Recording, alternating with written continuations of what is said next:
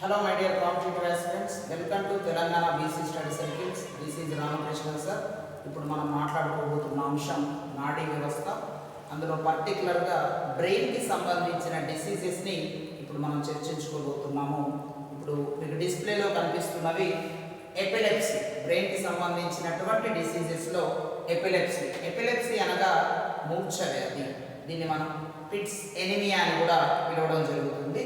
ఇక పారాలసిస్ అనగా పక్షవాతం. ఈ రెండు వ్యాధులు మీకు సుపరిచితమే. ఇక మైగ్రెయిన్, ఇది చాలా మందిలో ఈరోజు మనకు కనిపిస్తుంది, తలనొప్పిగా ట్రీట్ చేయడం జరగచ్చు. ఇందులో మరో వెరైటీ ఏంటి అంటే meningitis. It is called a different type of headache. ఇది ఒక రకమైన తలనొప్పిగా పరిగణించవచ్చు. ఎస్పెషల్లీ హాఫ్ బ్రెయిన్ అంటే సగం మెదడు పూర్తిగా మన పరిధిలో లేనట్టుగానే అనిపిస్తుంది ఆ పెయిన్ వచ్చినప్పుడు.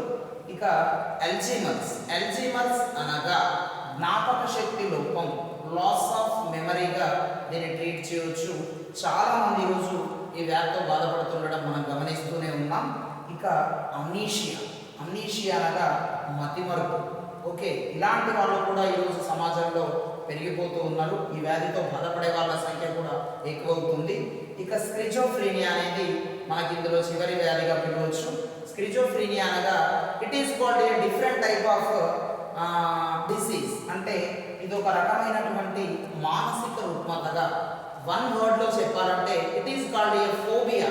ఇది ఒక మానసిక రుగ్మతగా పిలవచ్చు.